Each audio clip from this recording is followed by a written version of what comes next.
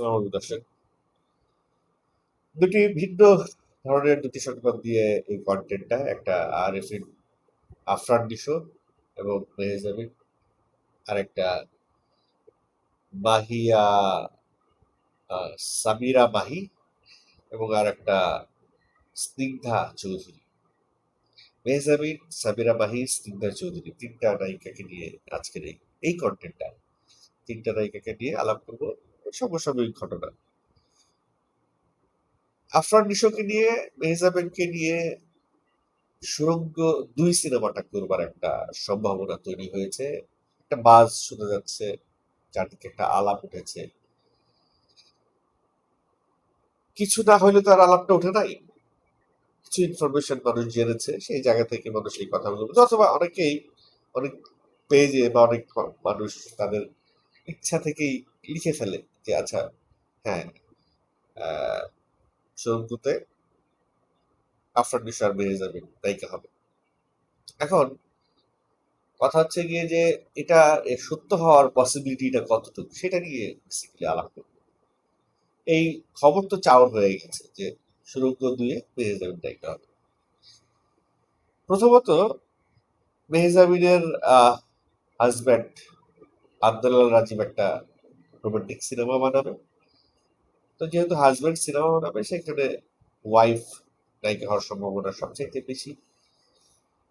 তবে আব্দুল্লাহ রাজীব যেই ধরনের ক্যারেক্টারিস্টিক্স বিলংস করে, তাতে করে সে বউয়ের ধার ধারে না। সে তার গল্পে যেটা ডিমান্ড করবে সে তাকেই দিবে। তবে ঘর ঠিক রাখতে হলে মানে বউয়ের মেজাজটাও ঠিক রাখতে হয়। দিন শেষে বউ বলে কথা। অনেক রথী মহারথী বউয়ের কাছে মাথা নত স্বীকার করতে বাধ্য হয়েছে। বিয়ের আগের আব্দুল্লাহ রাজীব আর বিয়ের পরের আব্দুল্লাহ রাজীব নিশ্চয়ই এক হবে না। তো আব্দুল্লাহ রাজীবের সেই সিনেমায় সিয়াম আহমেদ যে আছে, এটা কনফার্ম নায়িকা তারা লিক করা নাই, খোলাসা করা নাই। তো সেখানে মেহজাবিন নায়িকা হবে এটা ধরে নিচ্ছি। এদিকে আব্দুল্লাহ রাজীবের সিনেমায় যদি মেহজাবিন ব্যস্ত থাকে, তাহলে রায়হান রাফির সিনেমায় মেহজাবিন কিভাবে কাজ করবে? কারণ রায়হান রাফির সিনেমা শুরু করতে আগে রিলিজ করতে হবে। তো এইখানে একটা কনফিউশন তৈরি হয় যে রায়হান রাফির সিনেমায় মেহজাবিন কাজ করার সম্ভাবনা খুবই কম।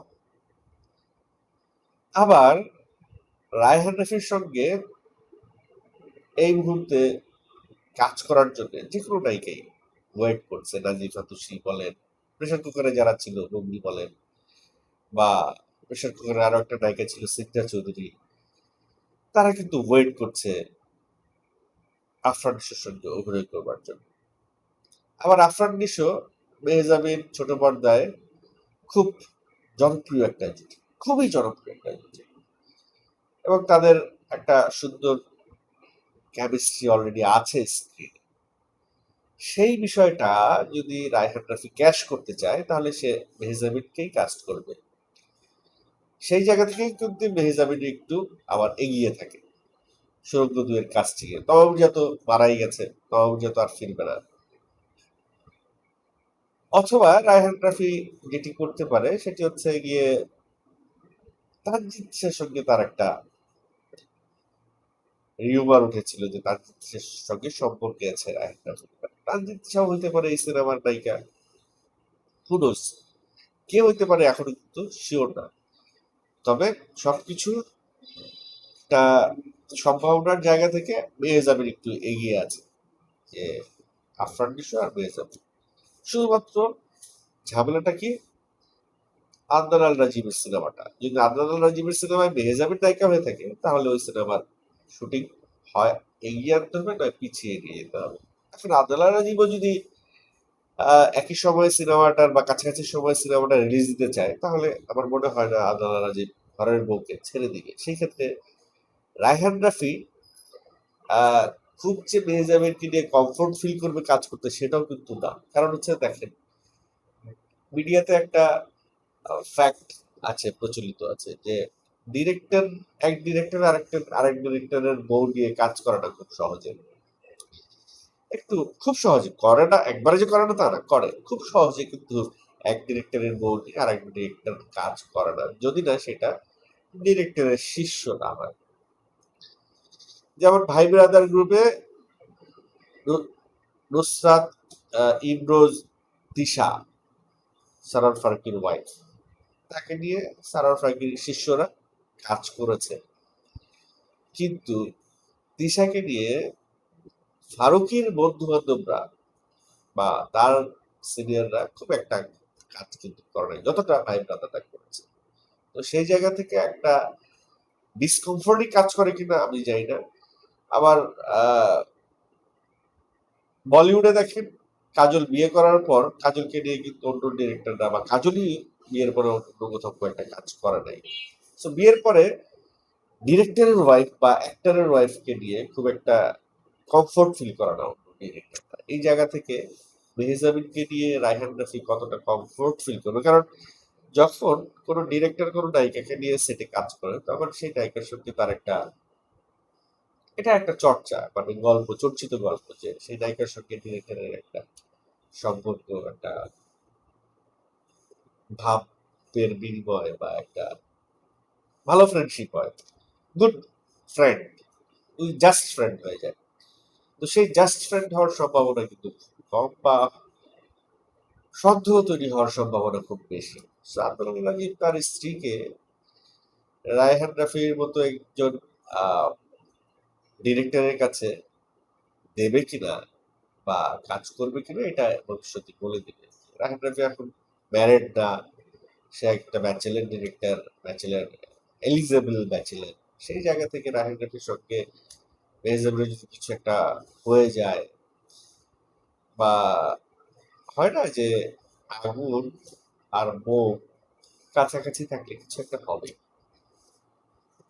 তো সবকিছু মিলিয়ে রায়হান রাফিও অনেক পরীক্ষিত একজন director, superhit director, hit machine. মেহজাবিনের সঙ্গে রায়হান রাফির কি কিছু একটা হইতে পারে? নাও হইতে পারে। এটা মানে বলা যায় না কোথাকার পানি কোথায় গিয়ে গড়ায়। তো কথা হচ্ছিল যে মেহজাবিন রায়হান রাফির সুরঙ্গ 2 নায়িকা হচ্ছে কিনা আফরানের সঙ্গে। যদি সম্ভাবনার কথা জিজ্ঞেস করেন তাহলে সম্ভাবনা খুব বেশি, খুবই বেশি। তবে একেবারে 100% যদি বলি যে 100% সম্ভাবনা আছে, সেটা না। এটা একটা 60-40 সিচুয়েশনের মধ্যে আছে। তবে আমার কাছে মনে হয় মেহজাবিন হবে না, নতুন কোনো নায়িকা হবে। মেহজাবিন যদি আফরান নিশোর নায়িকাই হইতো তাহলে সুরঙ্গ একেই হইতে পারত। সুরঙ্গ একেই আফরান নিশোর সঙ্গে সে নায়িকা হিসেবে কাস্ট হইতে পারতো, বা আফরান নিশোর পরের সিনেমাও হইতে পারতো, দমেও হইতে পারতো। কিন্তু মেহজাবিন আফরান নিশোর সঙ্গে স্ক্রিন শেয়ার করবে না, কারণ সিনেমায় মেহজাবিন চাইবে তার একটা ভালো একটা পোর্শন থাকে, একটা 50-50-তে সে বিলং করুক। সো তার যদি ভালো অবস্থান ক্যারেক্টার না থাকে, ভালো অবস্থান না থাকে সিনেমার গল্পে, তাহলে সে খুব একটা কাজ করতে আমার মনে হয় না আগ্রহী হবে, কারণ বেঞ্জামিন যে ধরনের গল্প এই মুহূর্তে পছন্দ করছে সেই জায়গা থেকে। তো আমার দৃষ্টিতে 40% সম্ভাবনা কম বেঞ্জামিন শুরুর দিকে নায়িকা হওয়ার। এখন কথা হচ্ছে যে মেহজাবিন আর আফরান নিশোর জুটিটা কি তাহলে আমরা দেখতে পাবো না? বা সুরঙ্গ 2-তে মেহজাবিনের 50% মানে গল্পে তার 50% প্রেজেন্স থাকার সম্ভাবনা কম, কেন? কারণ সুরঙ্গ পুরো সিনেমাটাই হচ্ছে আফরান নিশোকে কেন্দ্র করে, আফরান নিশোর বলয়কে কেন্দ্র করে গল্পটা হবে সুরঙ্গ 2। তো সেখানে নায়িকার ভূমিকা থাকবে খুবই খুবই মিনিমাল, সামান্য একটা জায়গা থাকবে নায়িকার ভূমিকা। ওই জায়গায় মেহজাবিন এত ছোট একটা পরিসরে আসবে না কাজ করার জন্য। সে চাইবে যে নায়িকার ভূমিকাটাও একটা বিরাট অংশ থাকবে। আর সেই জায়গা থেকেই হয়তো আফরান নিশোও চাইবে না যে সে বিরাট একটা অংশ নায়িকাকে দিয়ে দিলে, বিরাট একটা ক্রেডিট যদি নায়িকা নিয়ে যায় তাহলে আফরান নিশোর ক্রেডিট কমে যায়। সেটিও আফরান নিশো চাইবে না। সবকিছু মিলিয়ে 60-40 একটা সিচুয়েশনের মধ্যে আছে সুরঙ্গ 2। তবে আমাকে যদি জিজ্ঞেস করেন যে তাহলে সুরঙ্গ 2 এর নায়িকা কি হবে, সুরঙ্গ 2 এর নায়িকা এরকম তমা মির্জার মতো কেউ একজন হবে, তমা মির্জা ক্যাটাগরির কেউ একজন হবে, যেখানে পুরো ক্রেডিটটা দিয়ে যাবে আফরান নিশো, নায়িকা খুব একটা ক্রেডিট পাবে না। এবার আসি আমাদের প্রেসার কুকারের একজন নায়িকা স্নিগ্ধা চৌধুরী, তার ঘটনাটা। স্নিগ্ধা চৌধুরীকে আশিয়ান সিটির মালিক নজরুল শারীরিকভাবে লাঞ্ছিত করেছে, উত্তম মধ্যম দিয়েছে, মাইর দিয়েছে। এই মাইর খেয়া সেই সিকনা চৌধুরী, রায়হান রাফির প্রেশার কুকারের নায়িকা, থানায় গেছে মামলা করতে, থানায় মামলা দিচ্ছে না। এটা এফআই দিবু নামে একজন সাংবাদিক তার সোশ্যাল মিডিয়ায় পোস্ট করেছে। সাংবাদিক পোস্ট করেছে বলেই কথাটা শেয়ার করলাম, কারণ সাংবাদিক যেহেতু পোস্ট করেছে তার কাছে অথেন্টিক ইনফরমেশন আছে বলেই সে পোস্ট করেছে। আর কথা হচ্ছে যে এই নায়িকা কি নজরুল ইসলামের কাছে গেছে না নজরুল নায়িকার কাছে আসছে? আসলে নজরুল নামের ব্যক্তিরা রিসেন্টলি খুব বেশি মাথাচাড়া দিয়ে উঠেছে এই সমস্ত ঘটনায়। জামাত ইসলামের সেই গাজী নজরুল ইসলামের কথাই ধরেন, সেও কিন্তু এক নায়িকা স্বরূপ এক মেয়েকে নিয়ে কট খায়া গেছে। তো যাই হোক, এখন কথা হলো গিয়া যে নজরুল স্নিগ্ধার কাছে গেছে না স্নিগ্ধা নজরুলের কাছে গেছে? একজন ভূমিদস্যু নজরুল, তার কাজই মারপিট করা, তার কথাবার্তাই হবে থ্রেড দেয়া। সে একজন দস্যু, ডাকাত। একজন ডাকাতের কাছে একজন নায়িকা কি কারণে যায়, এটাও কিন্তু পেছনের কোনো গল্প থাকে, এর পেছনেও কোনো কারণ থাকে। সো সবকিছু খতিয়ে দেখে আসল ঘটনাটা বের করে নিয়ে আসতে হবে, মামলা দিয়ে হয়রানি করলে হবে না। এই কারণেই থানার ওসি মামলা নিচ্ছে না। যে তবে এটা যদি পরিমণি হইতো বা পরিমণি গোছের কেউ হইতো, কারণ প্রেশার কুকারের সিগনেচার চৌধুরীকে রাহিম রাফির নায়িকা বা প্রেশার কুকারের নায়িকা হিসেবে যতটা চেনে, তার চেহারাই কেউ চিনে না। কয়জন সিনেমা দেখছে প্রেশার কুকার? এটা যদি পরিমণি হইতো বা এই সিগনেচার চৌধুরীর কানেকশন যদি ওই যে বেনজিরের মতো কারোর সঙ্গে থাকতো, তাহলে এই মামলাটা হয়ে যেত। বাংলাদেশে এই কারণেই মামলা সহজে নেওয়া হয় না, কারণ যার ক্ষমতা কম তার মামলা নিয়ে কোন বিপদে পড়বে? কারণ যার ক্ষমতা বেশি সে তো সব জায়গায় ক্ষমতা প্রদর্শন করে। যাই হোক, যদি ঘটনা সত্য হয়ে থাকে, খুবই আহ খুবই হতাশাজনক, খুবই কষ্টের, খুবই বাজে একটা ঘটনা ঘটেছে। একজন নায়িকার গায়ে হাত দেয়া নো মিন্স তো, হয়তো সে নায়িকার কাছে কিছু চেয়েছে, নায়িকা না করেছে, না মানে না, সেখানে তাকে জোর করা, এটা তো আর সেন্সিটিভ জমি না যে তাকে মাইন্ড দিয়ে দখল করে নিবে। এটা একটা নায়িকা ভাই, এখানে দখলদারি, এখানে জোর জবরদস্তি চলে না। তো আজকে হয়তো এই নায়িকার মামলাটা নেয় নাই, কিন্তু কালকে যে নিবে না কে জানে। কালকে যদি এই নায়িকার সঙ্গে আশিয়ান সিটির উপরে গিয়ে কারো কানেকশন হয়ে যায়, তখন তো এই মামলাটা নিয়ে নিবে। সো বাবা সাবধান, নায়িকাদের থেকে একটু সাবধানে থাকতে হবে। এবং তৃতীয় যে নায়িকাকে নিয়ে কথা বলতে চেয়েছিলাম, সামিরা মাহি। তিনি সম্প্রতি তার কিছু ছবি সোশ্যাল মিডিয়ায় পোস্ট হয়েছে, তার নাক, ঠোঁট আর চিনে আমার কাছে মনে হয়েছে যে অস্ত্রোপচার করছে। ঠোঁটটা বড় বড় লাগছে, নাকটা ছোট লাগছে, চিনটা একটু চিপানো লেগেছে, কিন্তু দেখতে ভালো লাগছে, মনে হচ্ছে হলিউডের কোনো নায়িকা। সো নিজের উপরে অস্ত্রোপচার, নিজের চেহারার উপরে অস্ত্রোপচার, বাংলাদেশের নায়িকা হিসেবে সামিরা মাহির প্রথম। তাকে তো এর আগে অনেক নায়িকাই সেটা করেছে, তবে সামিরা মাহির এই পরিবর্তনটা চোখে লাগার মতো। হুট করে তার এই পরিবর্তনটা চোখে লেগেছে এবং তাকে দেখতে ভালোই লাগছে।